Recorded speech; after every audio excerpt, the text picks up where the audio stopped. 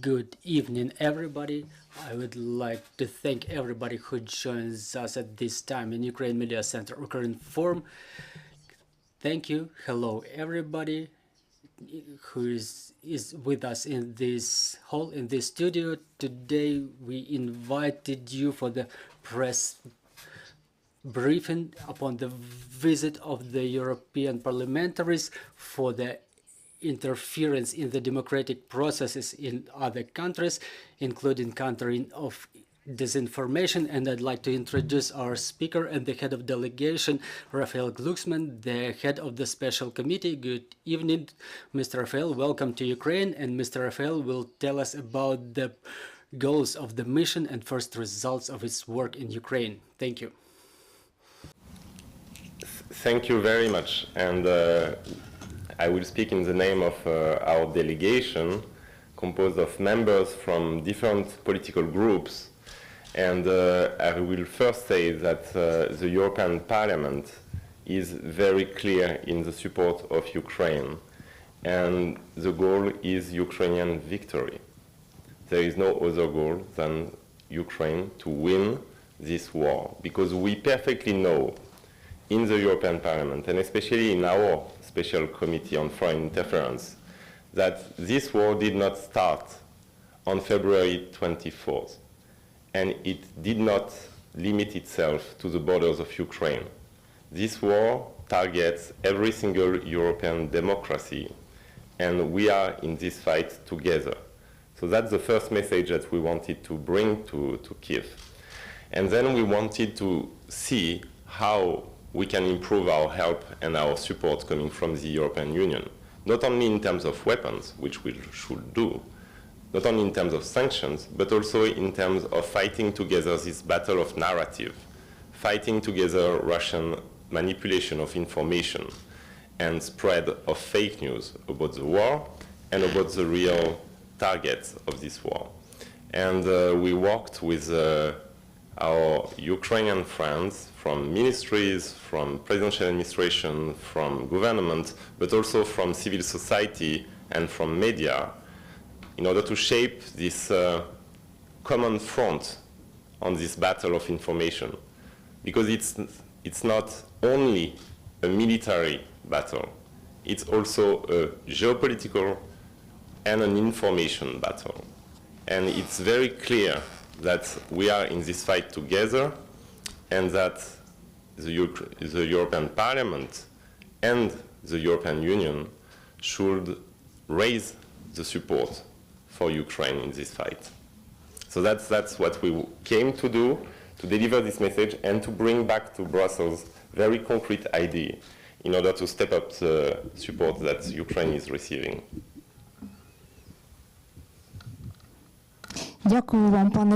Thank you very much, Mr. Raphael. I'm sure our colleagues have questions to you, so please, dear colleagues, please let us know about any questions you're having. Please introduce yourself. National media, Ivan Gosekin. Let me ask you about the situation inside the EU. Russia is also trying to attack the EU and try to spread its own informational narratives.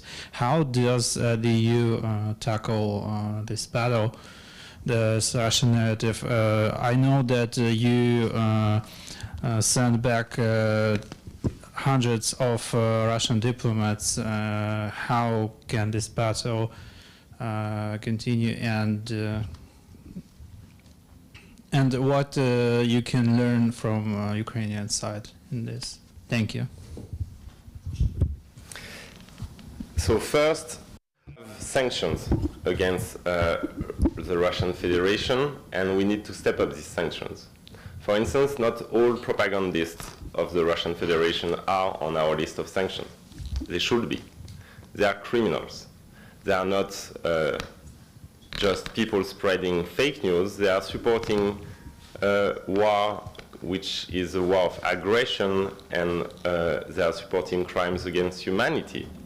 So they should be treated as are treated the military leadership of the Russian Federation or the political leadership of the Russian Federation. There is no difference for us. So they should be on the sanction list. Then we should break the propaganda machine of Russia. For instance, we took sanctions in the European Union against RT or Sputnik or other vehicles of Russian propaganda, but actually we did not stop them from spreading their lies and from acting as tools in this war. And so we should be much more active in this front. We should, for instance, I will take a very concrete example. Eutelsat, which is a French company, continues to spread Russian propaganda channel, and including against the will of European members, I mean members of the European Union, like the Baltic states, who asked Eutelsat to stop broadcasting Russian propagandists, and Eutelsat is not doing it. So that's the kind of thing we should do much more actively. And then I think that if you want to fight Russian narrative, then you need to have yourself a clear narrative to oppose. And that's a question to political leadership in Europe, that we took 1 year before formulating clearly what was the strategic objective of the European Union in this war, which is the total defeat of the Russian Federation and the total victory of Ukraine. Now we start to have this narrative, but it should be much more explained and much more assertive. We should explain to the European audience that this war is also our war. And this is what our special committee is doing, working on Russian interference. And Russian interference is not only disinformation, it's also cyber attacks, it's also corruption, it's also strategic investments. We have seen the energy blackmail that has led Europe to apathy and compromisions with the Russian regime for so long. So we need to explain that much better to European audience and explain to them why, I mean, the support we are giving to Ukraine is not just because we love Ukraine, which we do, but it's because we love ourselves. And that actually right now, as we speak, Ukrainians are defending the whole Europe. And this is not said enough and not clearly enough to European audience. But I must say that this battle, we are still winning it inside European Union. But there are large parts of the world in which we are losing it. When you take Latin America, Africa, Asia, we have let, for 1 year, the door open to Russian propaganda in these regions of the world. And this has to stop. What we have to understand in Europe is that actually the role of European diplomats from now on should be to act for Ukraine. Not because they love Ukraine, once again, but because acting for Ukraine, it's acting for Europe. So we need to not only destroy Russian propaganda in these regions and bring back facts that oppose this propaganda, but also impose our own narrative much more assertively. And for that to happen, then you need to have a clear narrative. And that's why it was not done until now, because it was very vague what was coming out from the various European leaders. У нас є ще питання.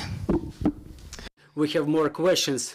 Bryan, Information Agency of Ukrainian MOD, Army Inform. So I have a question about the Global South.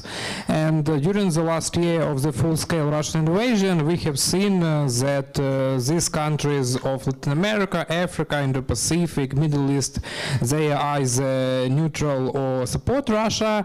And also during the last year, we have seen more engagement of the West into Indo-Pacific. There were applied of strategies of Canada, US, European Union. So how do you see the information strategy of the EU in the Indo-Pacific, for example? Yeah, I mean, it's not only Indo-Pacific, it's Indo-Pacific, Africa, Latin America, I mean, you can name them, Middle East.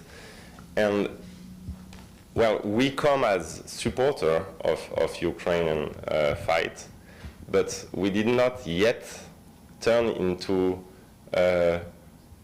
full war attitude. And that's what we should do. And it's the same for production of ammunition. The same applies to battle of information. We are helping, but we didn't turn into wartime economy in Europe. And the same applies to information battle. We are debunking Russian propaganda.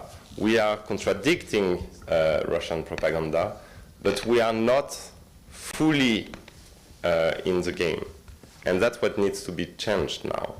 And if we say that we want Ukrainian victory, then we should act accordingly. And that's the role of Parliament, I think, is to remind executive branches that, well, you said finally, after all these months, that the strategic objective of the European Union should be the full victory of Ukraine and the total withdrawal of all Russian forces from Ukrainian territory as internationally recognized, then act accordingly.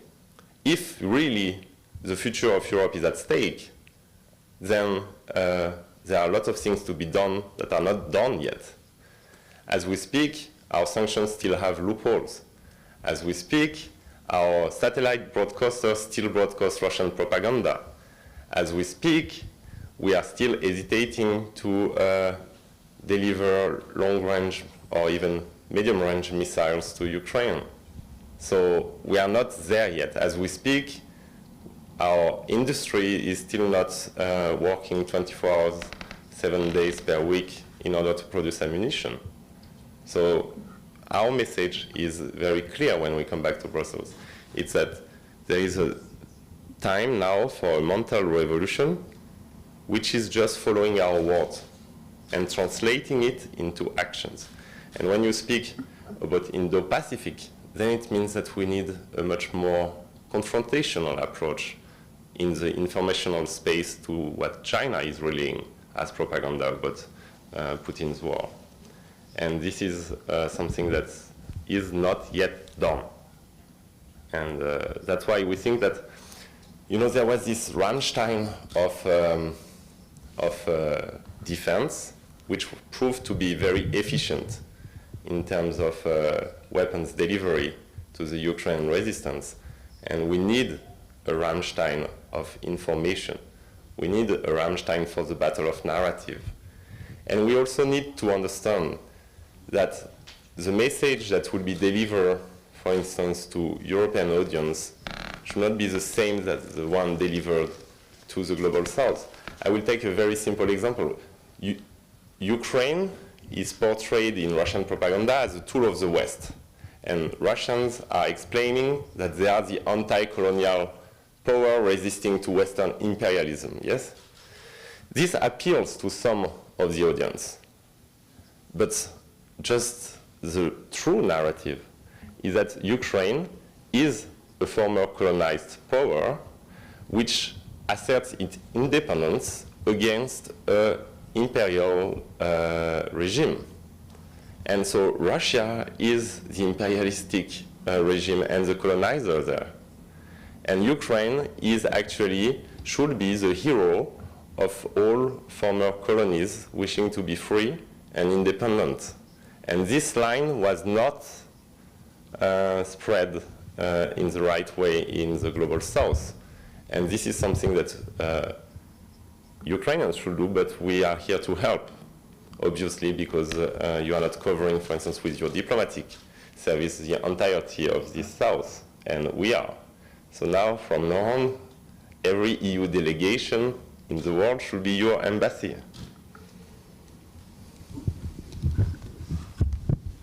Max Hunter, Reuters.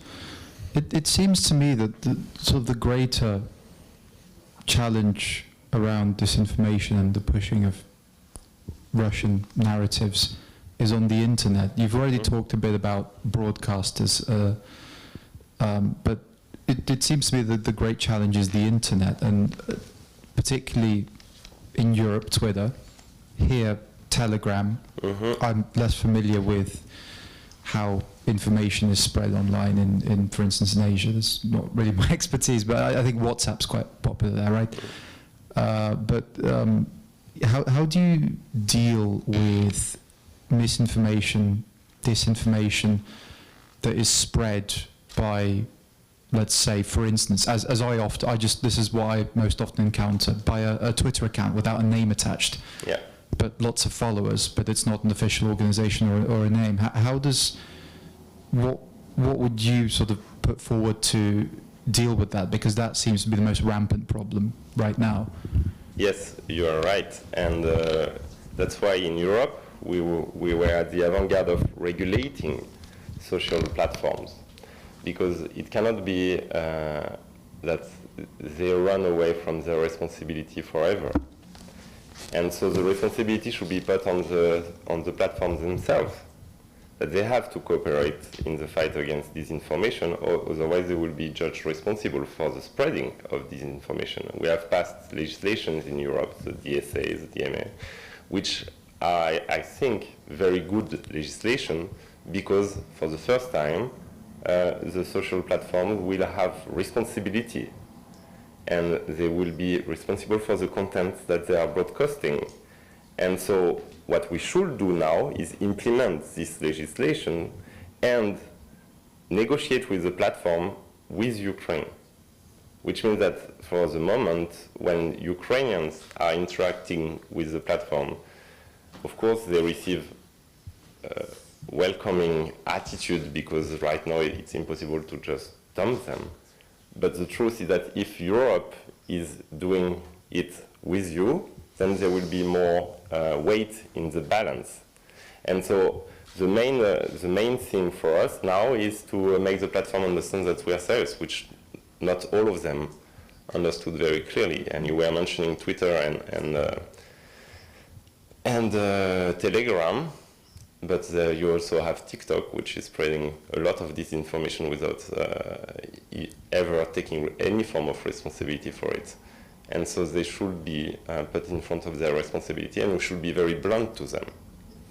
That if they are used as tools in order to destabilize our democracies and spread Russian propaganda, then there will be consequence.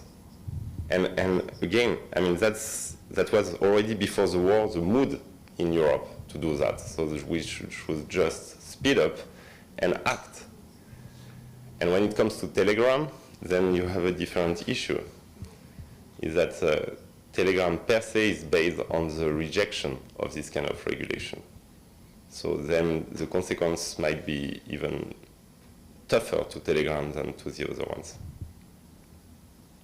У нас є останнє We have maybe one last question on the floor. With the CNN, as you mentioned, the EU is now targeting some of their means of disinformation that Russia was using.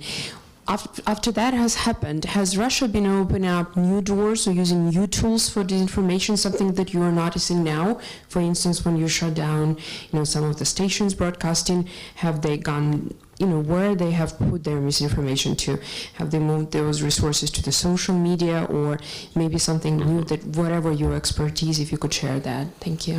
Yeah, they have moved mainly to the social media, but they were already very strong in the social media. So the thing is that when we have shut down RT and Sputnik, lots of people thought that, okay, that's the main thing because that's where the money goes, and so we are done.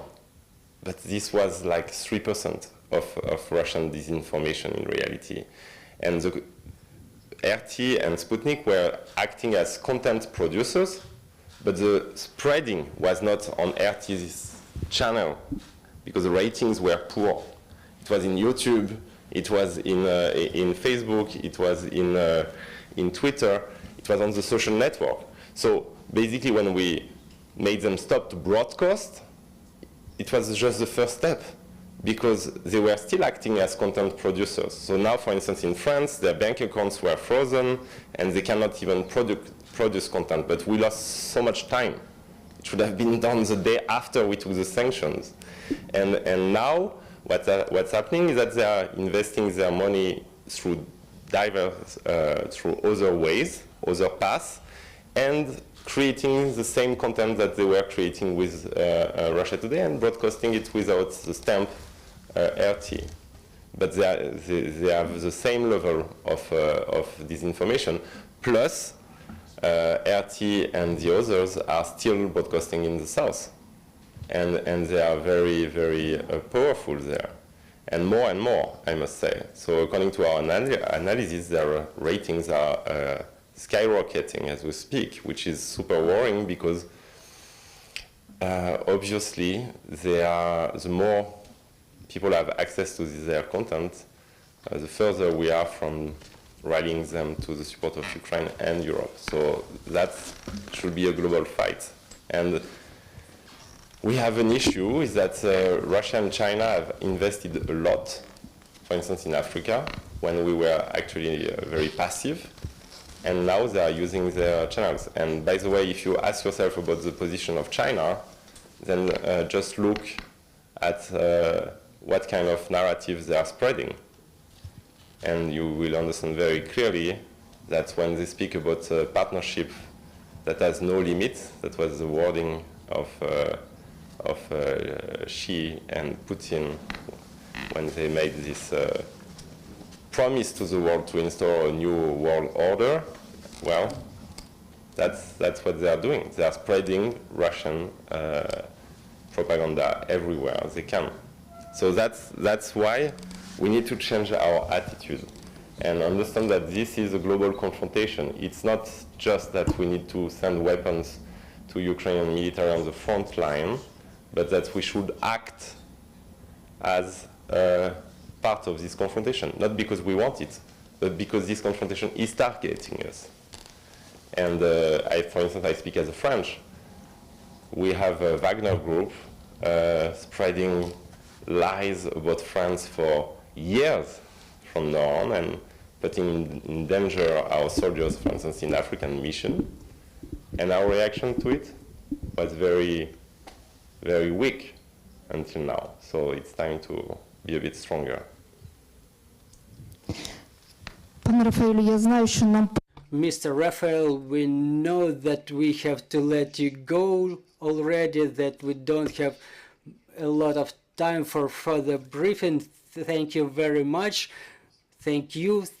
We want to thank your team for joining you here in the... I just want to say that you are today in Ukraine the living and beating heart of Europe. And it's not just a sentence. It's something that we all, and again, we come from very different political parties. We all think and we all feel. When we come here, we feel that we come at the heart of Europe. And we perfectly understand that this war is also ours. And that your victory will be ours. And that your defeat, which will not happen, would mean the end of peace, stability, security, and freedom in the whole Europe.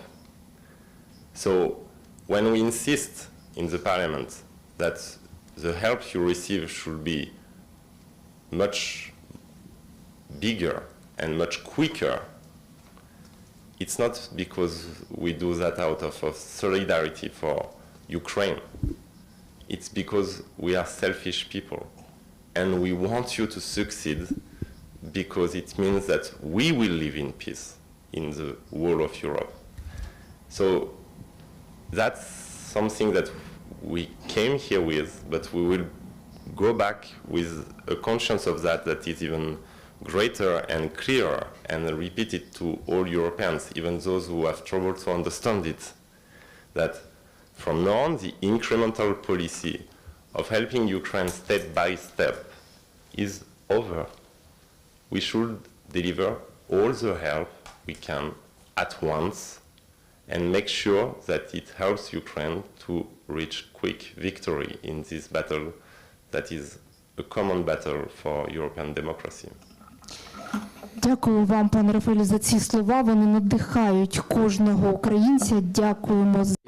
Thank you for these words, Mr. Raphael. Thank you for the systemic support you're providing. We continue working together for our victory and glory to Ukraine. Thank you.